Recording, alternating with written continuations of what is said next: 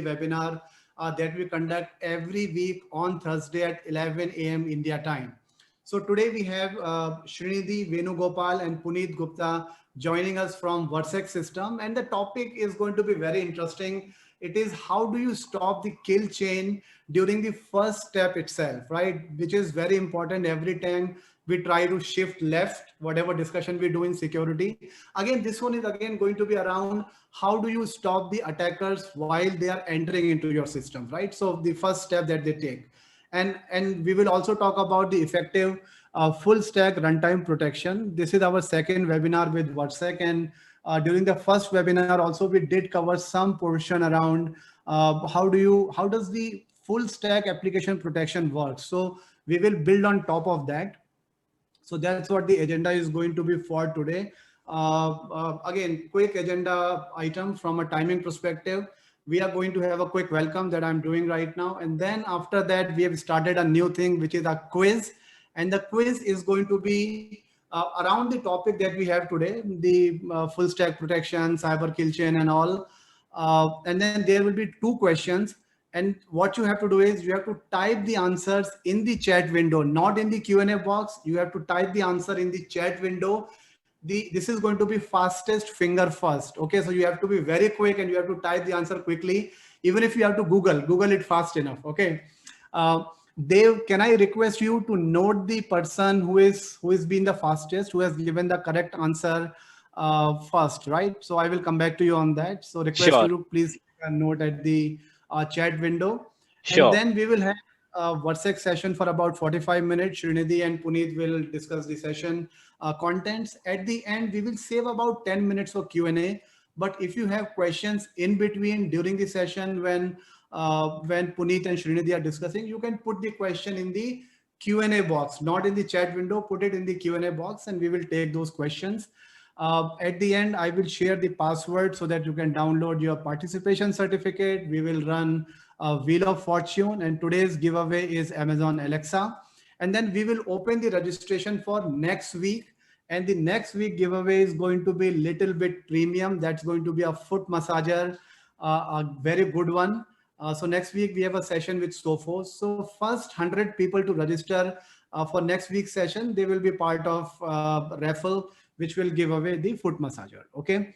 And now, as we do every week, it is a stand and attend challenge. As I tell that sitting is new smoking, right? So you don't, in a lockdown and we are staying at home, we are sitting a lot. So we give this chance every week to all the attendees that for 1 hour while you are attending this session, you are not going to sit. Okay. Because if you sit, you will get a foggy brain and you will not understand what Puneet what Srinidhi and Puneet are going to talk about. So I challenge you that you stand so that at least you can get a better understanding of the session. You will think sharper if you stand. Your heart will be healthier. You will lose weight. There will be less pain in your body. So all those benefits of standing, right? So I'm standing right now. I'm not sitting, guys. So go to the chat and type yes if you are going to accept this challenge. And Lukman specifically, Lukman, I'm going to give you this challenge. You are attending for the first time. So accept this challenge, stand and attend. And it's fun. Okay, guys. Even the speakers are accepting the challenge now. So even I'm standing. So oh, wonderful. Great. Really appreciate that. That includes me as well, because wonderful, amazing. Good to see your participation. So I see a lot of people are saying yes, and they are already standing. Great, guys. Now the next is going to be quiz. Okay. Sharpen your fingers, be ready. And the first question is, name any one person involved in development of Lockheed Martin cyber kill chain, right? We discuss a lot about cyber kill chain. We say that, okay, in every cyber conference, cyber kill chain is talked about. And we say that Lockheed Martin has developed it. Who in Lockheed Martin? Right? Lockheed Martin is the company name. So there were 3 people who were part of this, who developed this entire kill chain. So find out the name. We have names coming in. We have names coming in. I just see 2 names right now, and the answer is Eric, Michael, and Rohan. Okay, these 3 guys: Eric M. Hutchins, Michael J. Kloppert, and Rohan M.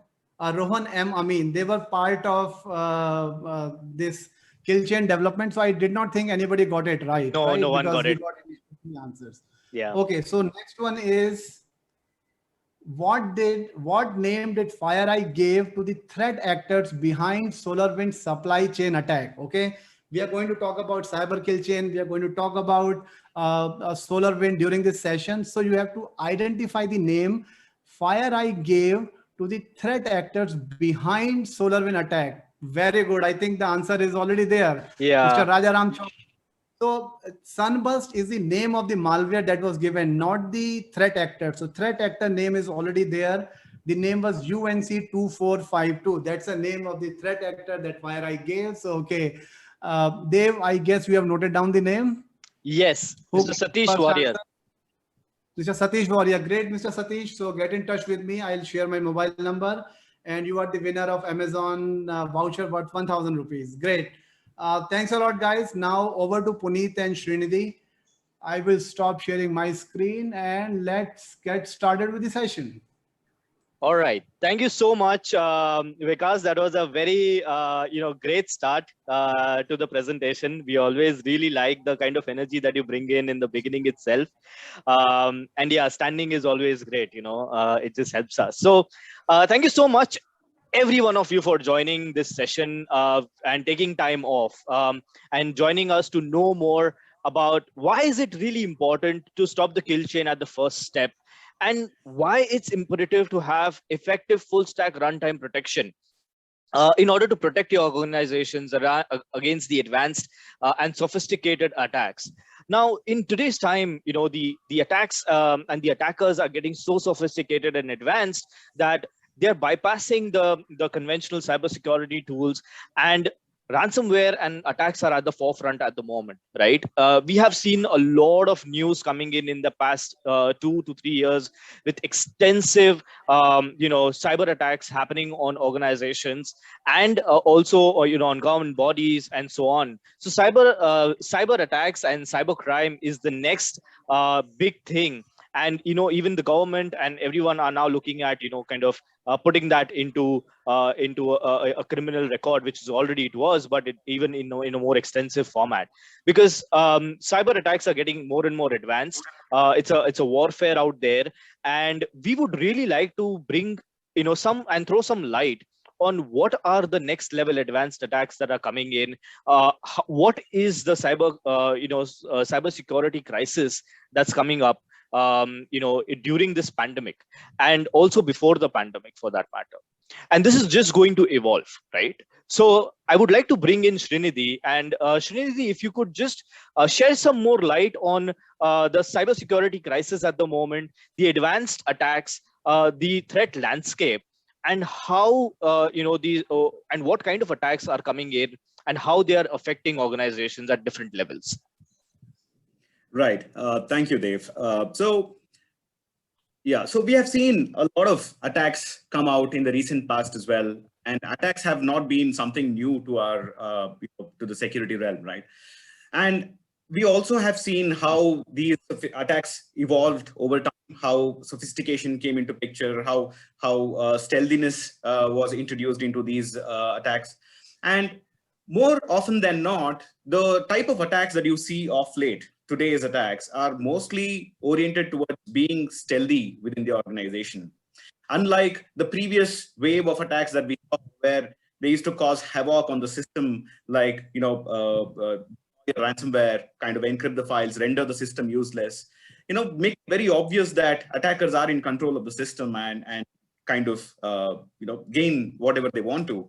But of late, the motive behind such attacks have also changed.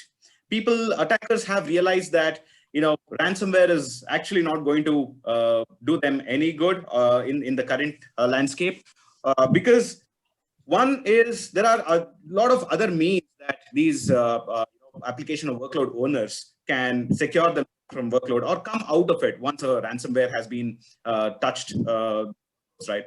But what happens if a user or an organization wouldn't even know that they have been compromised? That means the attacker has been capable of stealthily infiltrating their environment or the servers and stay there and conduct all of his activities without the knowledge of the organizations. And that today is, I think, a much more bigger challenge than the most evident or obvious attacks, because once it is evident, you'd obviously come up with a protection policy or some sort of strategy to mitigate the damage, right? But what if you don't know that the damage has been done? So if you look at some of the recent exploits that we saw or the world has seen in the first half of 2021 or just around the late last year as well, all of these attacks, like exploits on SolarWinds, the most infamous one, I would say, till date in the last 1 year or so, and all the zero-day vulnerabilities and exploits that came out on the Exchange platform, on the Microsoft certified platforms. And all of these are kind of enterprise tools and components that organizations would use, right? And there is no way that organizations can think beyond or think alternative ways without using these tools. So it is quintessential that you use these tools, and also you secure them from the latest variant of threats. So look at the evolution of the threats. What used to cause havoc on the system are now becoming an attack variant which stealthily stays in the system, does its job, and walks out with probably intellectual property or some critical user information. All of these are some new variants that we've seen of late. Because of obvious results, I gain a lot of benefit out of this. And if you see the reason why such attacks are becoming more and more prominent and more our systems are becoming more and more vulnerable to such attacks is because of our security approach. Is with the way we are trying to identify these attacks and the way we are trying to block them out. So look at a challenge, all right? So look at a world that you are in, and there is a small asset called your company's critical infrastructure, critical workloads that you need to be protecting against a lot of threat actors out there and millions of different variants of an attack. Now, what would be an easier challenge? Would it be easier to look at the attacks and profile all of those million attacks at once, or look at your own finite number of assets and say, hey, I will make sure that these are secured? All right. So if you look at how these evolution of attacks have come up to a certain stage today, it's so sophisticated and complex. The security, on the other hand, did not evolve much, I would say, because the entire solution revolved around being negative security model, being able to identify or profile or fingerprint these attacks in an intention to block them out. So that has resulted in today's world, or lack of such sophisticated security solution that can block today's sophisticated attacks, has resulted in all of these attacks or breaches, you can call it as. Yeah. And these attacks or breaches do not just result in some sort of server damage or some sort of data damage. That's obviously from a technological standpoint, from a physical standpoint, but look at the repercussions that an organizations would have, when it comes to breach or some sort of attack that they've gone through. Some of the most famous breach and their respective damage that these breaches done on the organization is what we are seeing right here. And we will see this trend continuing more, going forward, and more attackers targeting organizations, because India is also supposed to become or expected to be one country with a lot of unicorns, right? So there is a lot of business requirement, a lot of digitization that's going to happen, and a lot of these organizations would end up becoming the target from the adversaries or threat actors. So we all know what damage can do, these attacks can do. We all know how ransom are being paid, or how the face of the website or the image of the brand is defaced or maligned because of such expose. So this is what happens, and so that's the effect of such attacks. And now let's see in just a bit what VerSec, or what is it that we need to do? How are we going to protect our workloads? How are we going to secure our assets against these sophisticated attacks? The attackers have literally have to modify just a single character in their code to make their malware not detectable or not match a specific signature, right? Because the checksums are going to be completely different. So think about protecting your applications from a different perspective. What the current security landscape lacks, or the challenges with the security landscape that we today have, are what is currently displayed. So the perimeter security defense is permeable, right? So we have seen the WAFs, the network perimeter firewalls, the IPS, and all the other security solutions that may fall within the defense in depth strategy or an approach that organizations embrace, right?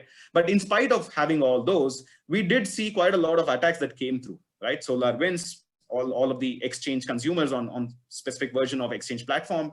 So these are all coming in spite of having security defenses in place, right? So the perimeter defense is there. We are talking organizations who wouldn't even think twice before deploying a perimeter defense in place, right? So assuming that, or let's say with confidence, I can say that these organizations would have had perimeter defenses which allowed the attack to go through. And why did it actually allow it to go through? Because the only way that these security solutions are looking forward to block an attack is by fingerprinting it, is by assessing its behavior, is by knowing more about the attack itself to block it, right? So that is an infinite problem, because on a daily basis, there are 300 plus vulnerabilities that come out. And on a yearly scale, it's going to be a humongous number that these security vendors have to catch up with. And that too only for known threats, right? We are not even covering the unknown within that scope. So having the security or technology or the approach like what we have today, the WAF, the RASP, the EPP, the EDR, all the forensic tools, whatever is the implementation available today, all of them rely, or their approach is more to do with how to tag an attack, how to identify an attack. So to do that, they are trying to create some sort of profiling around the attack.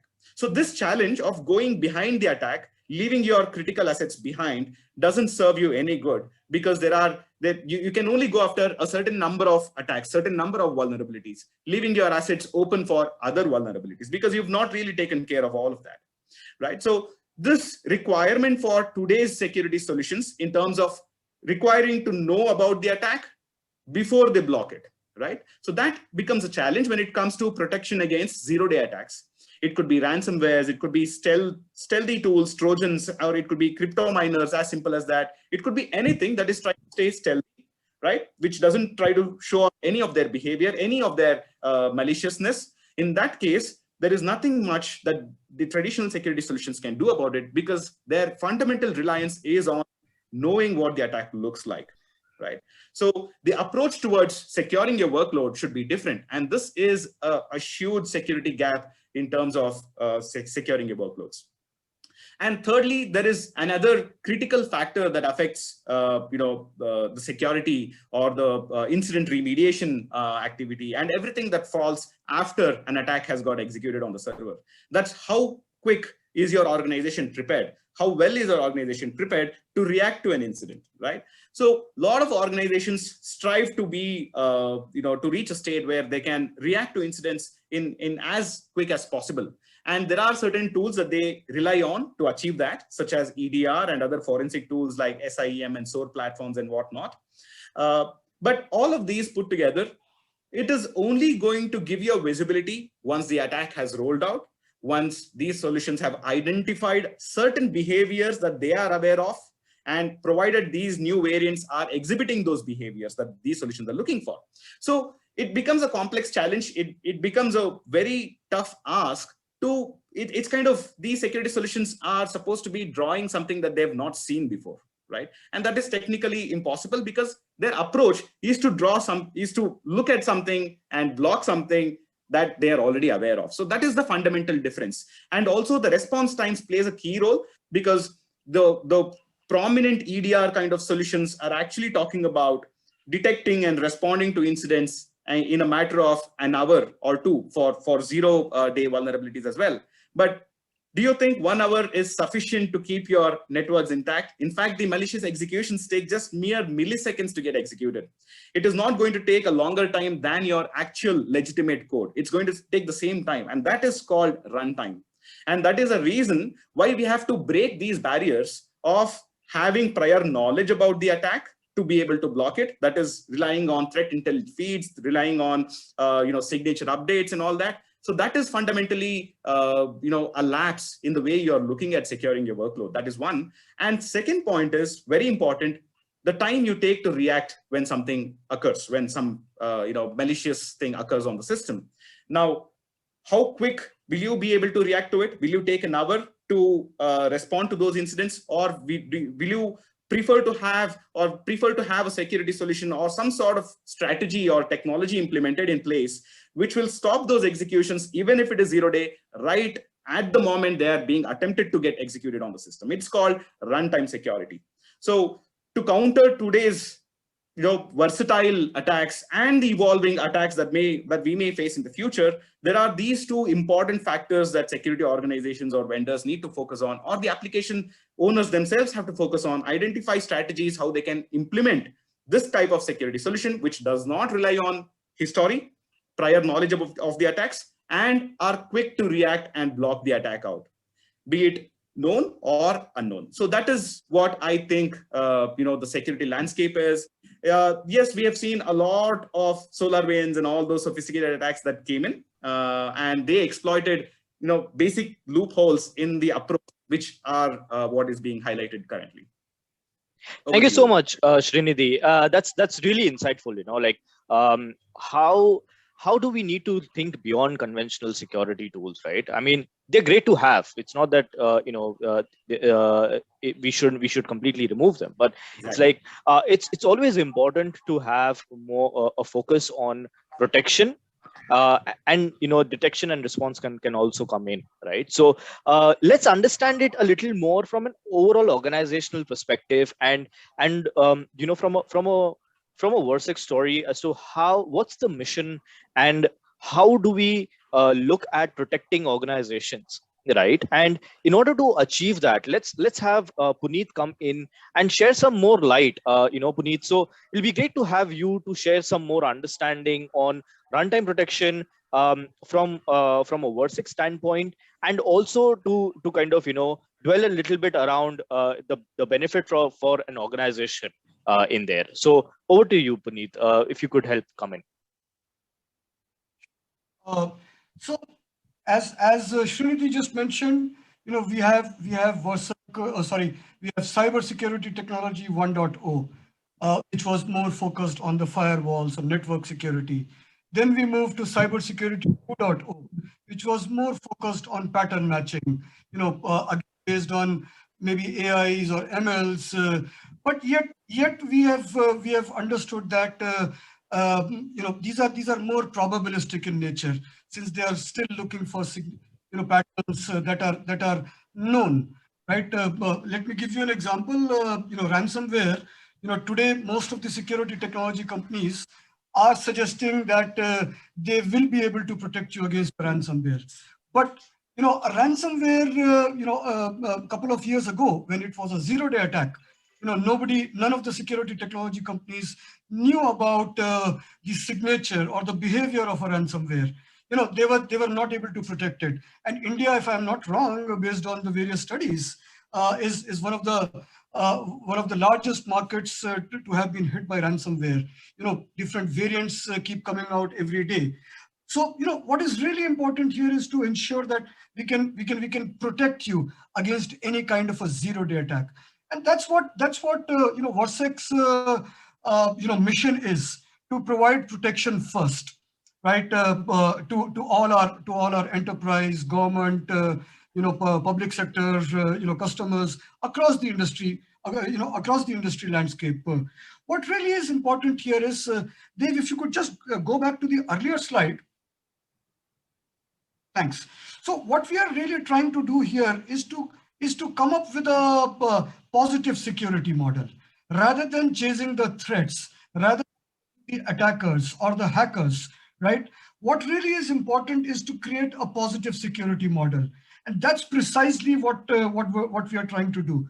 We want to ensure that we map the developer's intent to ensure that the server workloads execute only what is allowed to be executed. and any deviation to that intent is instantly stopped during runtime. This is the underlying theme of our technology. Rather than chasing the threats, let's look at protecting the attacks that are coming in. Again, as Srinidhi said, we are it is not important for us to know the vulnerability, or it is also not important for us to even know the exploits, the new exploits that are coming in. With this technology, we are able to bring in a deterministic approach to our customers. If you could move on to the next slide. So what really Versec delivers is to protect application workloads in runtime, to ensure that we are able to protect right at the first step of the kill chain. Now that's a very, very important step. When we talk about runtime and the first step, again going back to the example of a ransomware. Ransomware is a multi-step attack. It could be a SQL injection to begin with, or it could be a DLL injection to begin with. And then we are talking about the attack having a lateral movement in your infrastructure. Now the most important thing is, if we are able to stop the attack right at the first step, let's say a SQL injection, we stop it there. If it's a DLL injection, we stop it there. We do not allow the attack to move laterally or move deeper into the system. That's very important. Yes, we will take the questions as they come along. Once we will towards the end.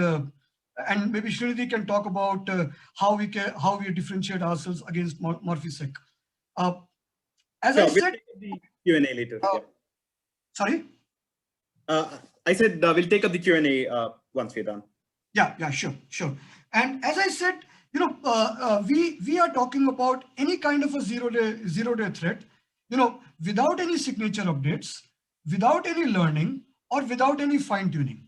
That gives a lot of leeway to the enterprises in terms of overall cost optimization as well, and also ensuring that you are able to get precise results, precise detection, and precise protection, which is extremely important. Also, we are able to cover a whole lot of a wide range of applications and environments, whether it is custom applications, legacy applications, or COTS applications, or if your environment is on-premise or on the cloud, or even if it's a containerized environment. We also protect containers, provide container security to our customers. The most important thing is the ease of use, the ease of deployment and ease of use. I can share our experience of having deployed close to about 100 odd servers at a customer side very, very recently in just about 6 to 8 hours spread across 2 days. Right? So that's the kind of ease of use that, ease of deployment that comes in. And since we are talking about a complete automation, which will simplify the overall security, thereby providing you not only precise results, but also ensuring that your noise really comes down. And I'll maybe talk about some of this later on. But Dave, you might want to, yeah. Sorry. Yeah. So I think that was great. And Puneet, thank you so much for sharing information from an organizational standpoint as to how Versec is different, right? What value adds do we bring in, and what is it in store, from a deliverables perspective? That's great. Now, we also need to understand it from a technology standpoint, right? As to how does it really work from technically, and just an overview would be great, Srinidhi, if you could just bring in a little bit of more thought into the flow and the runtime protection. It's really becoming a buzz now. The runtime protection is really becoming very imperative and important, and we really need some more in-depth understanding on how this actually comes up, and and what Versec does. So I would leave the floor to you, kind of, to do a little bit of a overview and deep dive over there. That'll be really fantastic. Sure. Thank you. All right. So we've got an understanding of the challenges of the latest variant of attacks. How do you protect your workloads against these attacks? What is the approach? What is the gap in the existing technology in the first place? And what is it that you should be doing in terms of protecting your workloads better? So Puneet helped us understand from a business perspective, or from a very high level of how Versec secures the workloads or the servers. So I would like to explain this a little further, how it actually is implemented on the ground. And before I do that, I would like to draw in a couple of important points here. All right. So first of all, Versec is focused on server security and only server security. All right. So we are never a company who was grown as an endpoint or client protection device and then later on expanded the scope into the server protection area. It's not like that. We are a product which grew up as a server security company, and that is our primary focus. Okay, and when we talk about server, since we have a very determined focus to protect the server, now let's look at the server itself. There are multiple phases or multiple layers of these servers that can get attacked and that need to be protected. And at a very generic level, the way you look at these layers can be classified as the web layer, the memory, or the host layer, right? So you should also be looking at protecting all of this from the holistic, looking at server as a complete node. Okay, so more on that in just a bit. Now let us take a look at how Versec implements this positive security model, and what do we actually mean by runtime security, and why would it actually be required? We have seen, there is no dearth for security products which implement a negative model. And we do have point solutions in place today, which does specific task on a specific layer of the workload. Like, for example, you have a WAF kind of solution to protect the workload or the web application running in that workload against OWASP attacks or against any of these web layered attacks, right? And at the same time, on the same server, which you're on which you're actually running a web application, on the same server, you will again deploy another agent, an EDR or EPP kind of agent, in a bid to protect it from the host level attacks, right? So we are talking about these solutions letting the sophisticated attacks go through, because irrespective of what layer you're trying to secure and what is the type of implementation that you have today, I mean, what is the type of vendor you have implemented today, I don't think there is any vendor who actually offers a positive security approach, a positive security model to protect the entire server, looking at the complete stack during runtime. Okay, so these sophisticated attacks, which will simply be bypassed by through the traditional security solutions, because they are designed to stop the known. That is how fundamentally the need for an IPS or a WAF in today's form originated. They all originated. WAF had patterns for web attacks. IPS had patterns for network or other type of attacks. And antivirus have patterns for malicious files and so on, right? So they're trying to gauge, or they're trying to circle out the attacks by defining their properties. So that is the challenge, all right? And during runtime, any attempts made to block the unknown is not real runtime security in today's world, right? Versec comes into picture during runtime because that is where security needs to be applied. And the moment you see, or Versec sees, an attack that is touching the application server or the workload, that actually means that attack has bypassed all of the existing security solutions. So look at Versec as last man standing to protect your complete workload during runtime. So what can Versec do during runtime? At the operating system layer, or at the memory layer, or at the web layer, Versec detects and blocks any deviations being caused to the functioning of the workload. So that is how Versec brings in this effective protection during runtime, because there is also a new category of attacks altogether called weaponized at runtime. You can think about it as an analogy wherein the weapons pieces, the different pieces of weapons are brought in from different channels. One could come in through the web channel, the other one through a lateral movement through one of the infected hosts in the network, eventually getting compiled into a real runtime weapon on the server during runtime. And we can still block that with almost zero dwell time.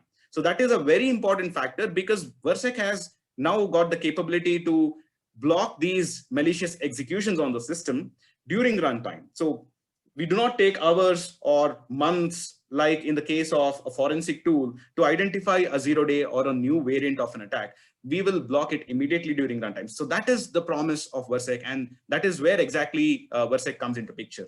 And the gap that we talked about in terms of having ability to see a 0-day attack and react to it after a certain amount of time is not really sufficient. So that is the gap that we are trying to solve here. And along with that, one more important aspect is the full stack protection. We are not just a runtime security solution, but we are also a full stack protection. So all that we mentioned about a positive approach, we don't need to assess, we don't need any information about the attack to be able to block it, right? So we are a positive security model. Now today, Versec can apply this technology to protect the workload against the web attacks, against the memory attacks, or against the host attacks. We have certain exploits pertaining to each of these layers listed out in the first section of this slide, right? So these are just examples of some of the things that are pertaining to those layers specifically. Like you don't call a DLL injection attack at the web layer, right? So it happens at the host level. It happens at the operating system. It happens within the processes, legitimate processes that are running in the system. Similarly, an SQL injection happens at the web application. So there are different attacks or different threats that apply to different layers of the workload. And if you're not looking at securing your workload in a holistic fashion, if you're trying to look at securing your workload in bits and pieces, there is no way that you can actually get a complete visibility and complete control over your workload, right? And for Versec to do this, obviously we need to be looking at a lot of things on the system, right? Because a simple antivirus solution will have complete visibility across the hard disk or the files that are present in the system. Similarly, in order to implement this patented positive security approach during runtime across host, memory, and the web layers, we look at a lot of stuff on the system, on the server that we need to protect. Our intelligence is obtained or gathered or dynamically generated by looking at the servers that we need to protect. It's not by our threat intelligence feeds that comes from elsewhere. All right. So we look at the server, we look for a lot of things on the server, a lot of moving components which belong to the host or the memory or the web layers, and build something called as an app map. App map is our single source of intelligence. That's our source of truth that identifies what's legitimate on the server and what needs to be running. Thereby, we apply a zero trust architecture on top of it and allow only what is mentioned in the app map to be running. This includes your application code, the web application code that is hosted on the server. This includes your critical processes memory assignments done by the operating system to it while it was invoked. This includes the legitimate and authorized files, the binaries, the scripts, the interpreters, the libraries that are loaded into the processes, all of these, the way you invoke certain processes. All of this is something that we imbibe into the app map, which is generated dynamically on the platform itself. No intelligence feed required, no updates required, no whatsoever information about the past attacks or the previous threats is required for Versec to protect your workload against zero-day threats too. All right. So by looking at all of these, with the help of our patented technology, we build something called as app map. So you can relate to app map as a flow chart. So we can represent the app map in a flow chart like what we are showing in the last section of this slide. So it is more like our technology goes and looks at the server for a lot of things, the bytecode of the applications, the running processes, and all the things on the host, and builds this kind of flow chart.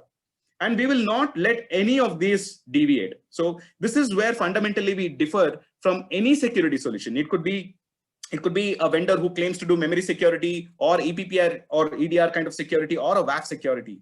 They are focused behind identifying the threats and blocking them out, right? But on the contrary, what we are doing is we are looking at the server that need to be protected, identifying the good part of it, the legitimate components of it, the developer's intention behind bringing or commissioning that workload, and put that into the map and make sure that only these things are running, and we block the rest out. And if you look at the way we are doing stuff, it is actually the zero trust architecture that is being applied down to the server layer.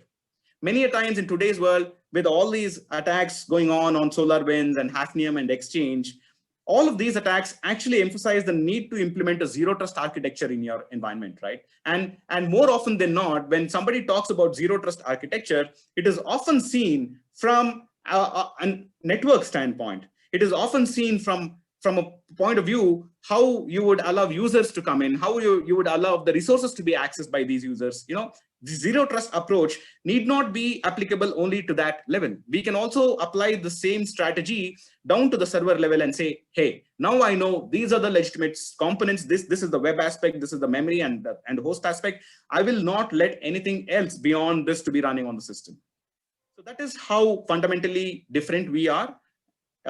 Yeah, and that's the implementation of Versec. Thank you so much, Srinidhi. I think that was very insightful from a technology standpoint, and it sounds great. And it's AppMap technology really allows us to kind of build that flow and protect organizations at runtime, and that's very important.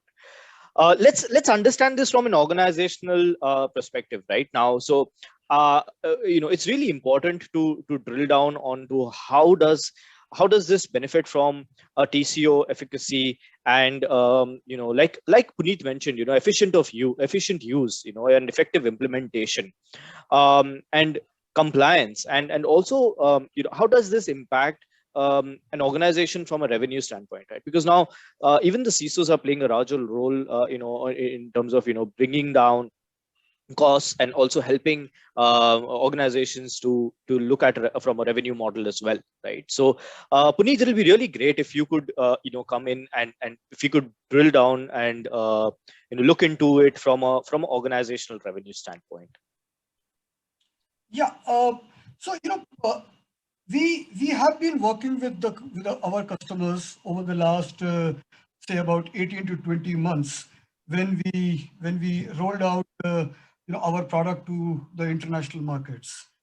We are extremely proud to say that over the last 18 to 20 months, we are now protecting customers' applications across close to about 20 countries. If I'm not wrong, the count should be about 19 or 20, with complete global presence. We are a dual headquartered company. While we are based in the US, we have a sizable presence here in India as well. With over 75 people, in the India Innovation Center, from where we are not only doing product development, innovation, as well as global deployment and supports. Now, based on all the data that we have gathered from our global deployments, one thing that we have understood, and I will quote one of our customers, Broadcom, who's one of our marquee customers, a global top 50 Fortune company, where we did the first phase of implementation for about 750 servers, and they came back with two feedback. One, that we were able to protect them against 100% of the attacks that they have encountered over the last year or so. That's a very bold statement that Broadcom made. Secondly, they also told us that we were able to, with Versec deployed, they were able to save over 80% of operational expenses. Dave, if you could just click once, just to give a sense on, so we have already spoken about how we are able to bring in precise results, precise efficacy. But what is really important is, how can we balance this efficacy with the efficiency and risk for the security operation? Srinidhi just mentioned a while ago that a lot of our customers consider Versec as the last man standing. So even if there are attacks which get bypassed from the traditional security solutions that are available today, whether it is at the web layer or the memory layer or even at the host layer, Versec still becomes the last man standing because we are able to provide 100% protection against that. In fact, I would also want to quote here that we were able to prevent 100% of cyber attacks that were recently tested and validated by a third party. in a more classified and a simulation kind of an environment. But we were the only ones we were able to protect against 100% of the attacks. Coming back to the efficiency part of it, or balancing the cost of it.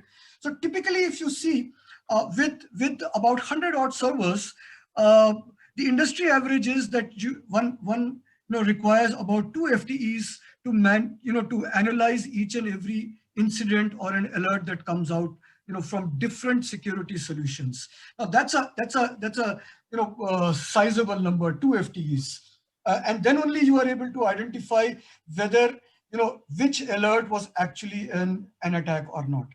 At the same time, as we have been discussing, I don't want to repeat that. There is at least a 2 FTEs which is required to update the signatures, or as and when the applications change, make the security solution learn. Also tuning and maintenance that requires. So all put together, for about 100 odd servers, it takes about 4 FTEs to manage that. With Versex Security Platform, and this is the data, we are talking about practical data. This is not a theoretical data that we have.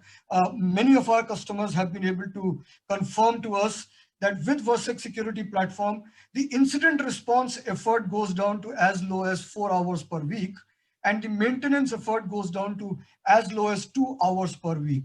All put together, it is less than 1 FTE, which ensures that organizations are able to benefit by over 80%, or reduce their operational expenses by over 80%.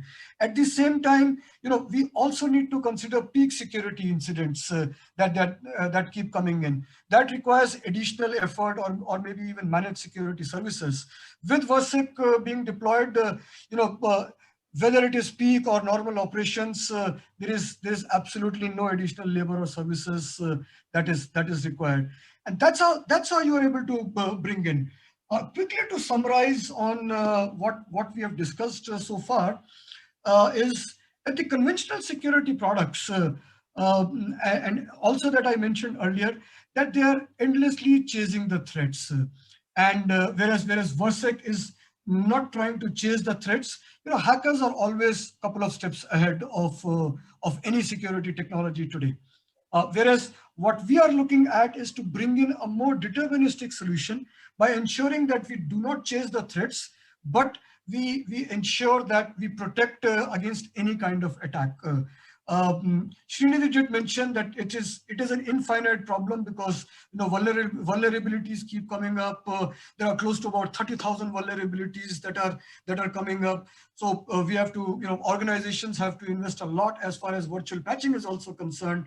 The current security solutions also require prior knowledge of either the vulnerability or the exploit. And since they are doing a lot of guesswork, there are a lot of alerts and a lot of false positives that are coming in.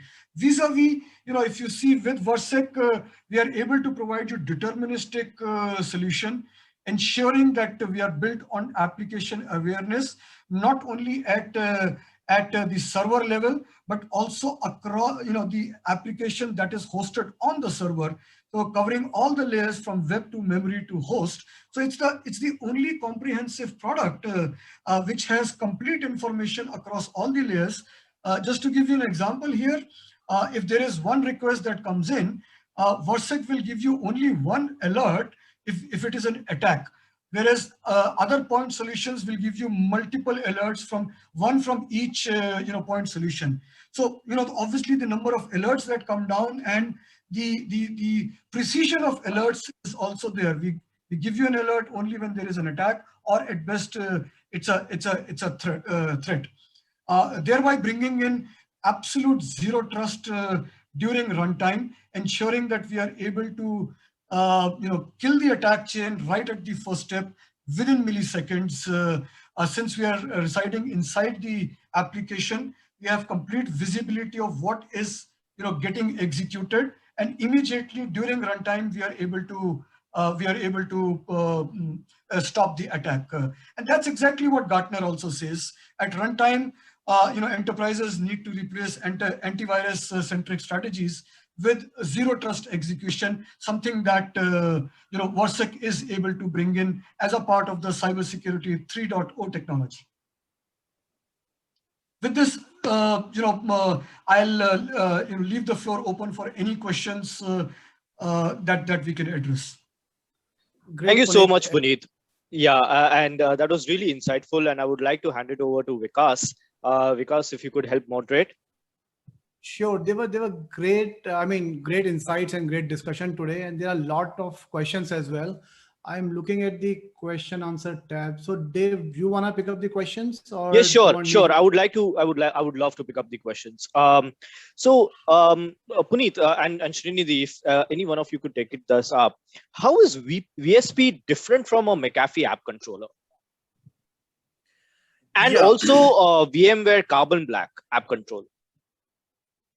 Right. So let's look at typical app control tools, right? So it could be implementations from McAfee or VMware, or for that matter, any other vendor like Trend Micro. It could be anybody, right? So the way these app control implementations are done, these are basically a list that will define that these are all the allowed processes to be running in the system, and nothing beyond this will be allowed. So even if the admin tries to install something on it, it would block it because it's not just part of the allowed list, right? So that is how the app control works in a typical world, right?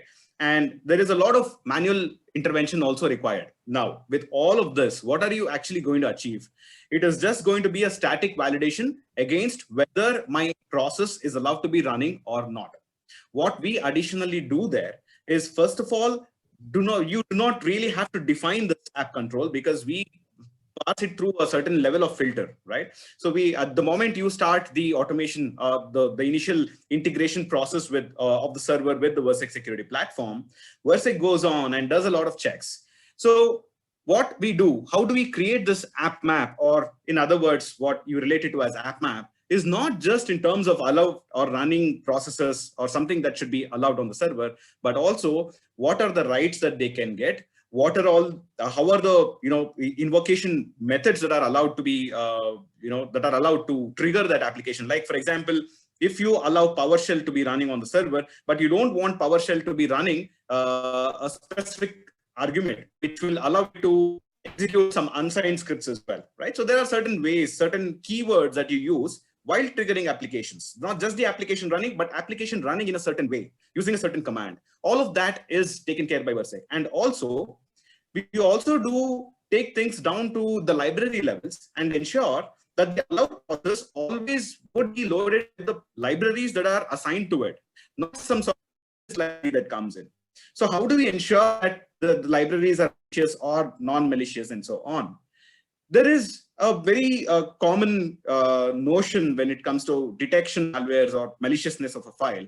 That is, we do a threat intel lookup. So that will have some awareness of or assessment or a list of all the bad files. And if we match, so it's a malware, I won't let it execute. So that is one of the things that, or rather the fundamental thing that the security solutions actually do. But what we do, on the other hand, when we do a scan on the system, we are not scanning the system to identify the malicious files in them. We are scanning the system to identify the legitimate components in that server. So once we do, and how do we identify them? We look for libraries, signed signature verifications. We also have a threat intel lookup with the intention to find out only the legitimate files. So we do not do, we do not base our detection on illegitimate files or malicious files, but our lookup is to enhance the operational flow around this point. So all the other security or app controller solutions like McAfee's or the Carbon Blacks will not validate the file before you add them on to the app map list, right? It would accept it by default. But what Versex does is not just accept these applications into the allowed list, but also validate them against whether these applications, when running, are they running with the code? Are they running with the same set of files that they are actually allowed to be running? These kind of assessment, it puts Versex in a very different league. And also, app controller or all of these tools that we're talking about, they take care of only that aspect, only about application filtering. But what Versex does is much more than that, much beyond that. Not just at the host layer too. We look at the memory layers, we look at the web layers to protect it as well. Great, So great. Yeah, I hope Great. that has answered the question. So Vikas, please come in. Yeah. Sorry.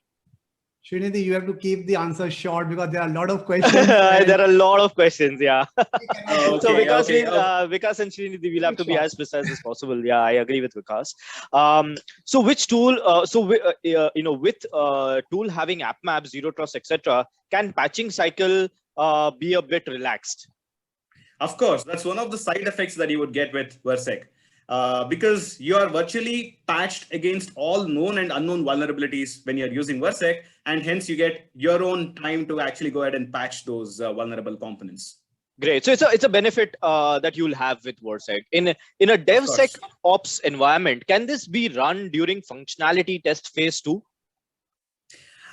Yes, you could, probably deploy. Okay, so when it comes to DevSecOps environment, typically we talk about microservices environment, and Versec also has a play there. So we also support a form factor wherein we plug into containerized environments and run there. So be it VM environment or containerized environment, at the stage where the development team is working, you can put the application in the staging environment and run that application with Versec security in place and do some sort of pen testing or DAST. So it will enhance, the security posture. It will enhance the output of the development process. Correct. How does it help in cloud platform for outscaling? What's the ration of false positive? Well, when it comes to false positives, we don't really have, I would like to say we are one solution with the least false positive, that you can actually see. The reason being, we are a deterministic solution. Puneet covered in the slide deck, about being, deterministic and a probabilistic solution. False positives do occur out of probabilistic technologies and not by deterministic technologies like Versec. Great. Would it also cover external integrations or feeds, batch processes being processed by the app?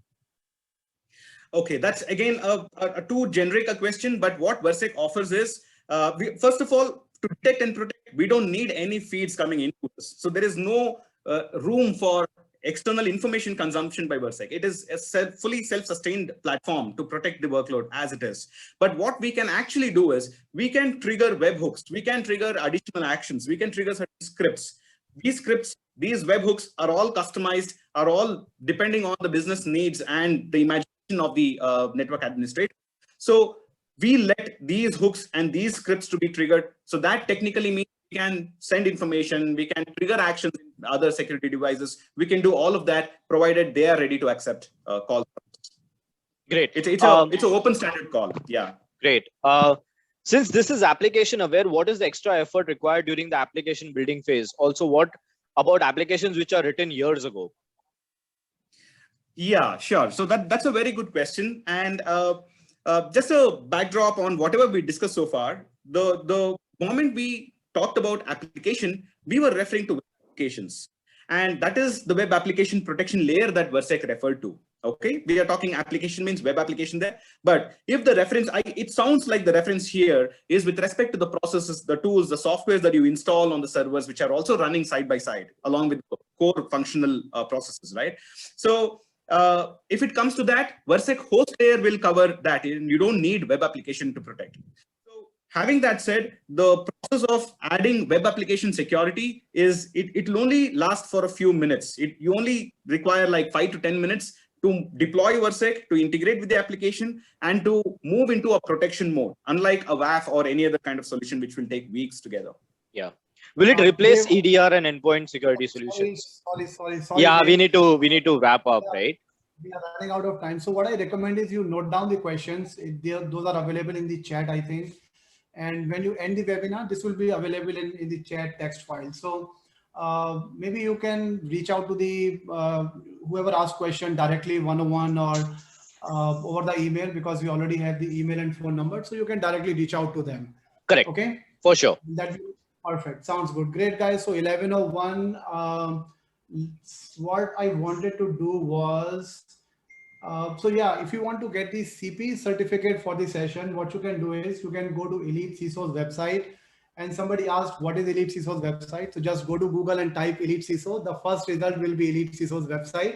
Otherwise, you can also see it over here. It is elitecisos.com. Very simple. Go to elitecisos.com, go to events, click on upcoming events, and click on CP certificate. This is a participation certificate that you can get, and you can use it as a CP credit hours as well.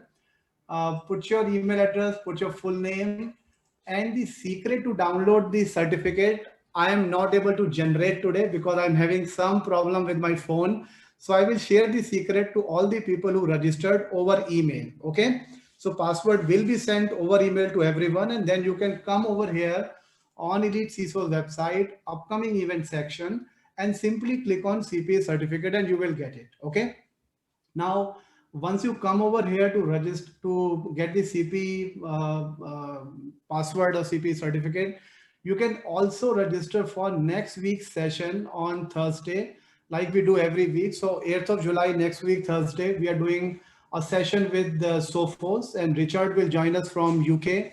And the discussion topic is going to be around how do you address threats in a multi-cloud environment, right? So a lot of sessions we do around addressing security in the cloud. So this again another session by Sophos, so you can register for it. How do you register? Simply click on register now. If you go over here right now, you will find that registration is not open. Why it is not open? Because I have closed it. Okay. Now, when I announced in the beginning, there are some smart folks, 4 smart folks, they went and registered already. So first 100 people who will register for this webinar, they will be part of a raffle, a giveaway, which we are doing next week. And that's going to be a foot massager. Okay. So only first 100 people. So I'm going to open the registration now, and these 4 people will still be part of it, right? So I'm not removing, I'm not deleting. They were smart enough. They knew where to register. So that's great. So go ahead and register for it. First 100 people, as I said, will be part of the raffle. Okay, guys. Last thing that everybody is waiting for is the Wheel of Fortune. So we received about 300 registrations for this webinar, and we have about 160, 158 people I can see right now. Top 100 people are in the Wheel of Fortune. So you can see this number over here. 100 people are part of this Wheel of Spin. So if you registered with your personal email ID, we have removed that. So you have to register with your official ID to be part of this Wheel of Fortune. So I'm going to run it once. Let's see who the lucky one is going to be. Okay, let's see. Good luck, everyone. Okay. Here it is running, and the Amazon Alexa goes to Manoj Arora from Delhi here. Very nice. So you have to be present in the session. So go to the chat and type yes that you are here in the session. Manoj is from Delhi chapter, and he usually attend all the webinars. I don't see him there right now. So I'm going to run it one more time. Let's see. Hard luck, Manoj. Somebody please tell him in the Delhi group that he missed Amazon Alexa today. Deval from Mumbai. Deval is there in the chat, I believe. Deval bhai, you are there, right? I think you asked a question as well. Yes, perfect, great. So from past couple of webinars, all the giveaways are going to Mumbai chapter. So that's great.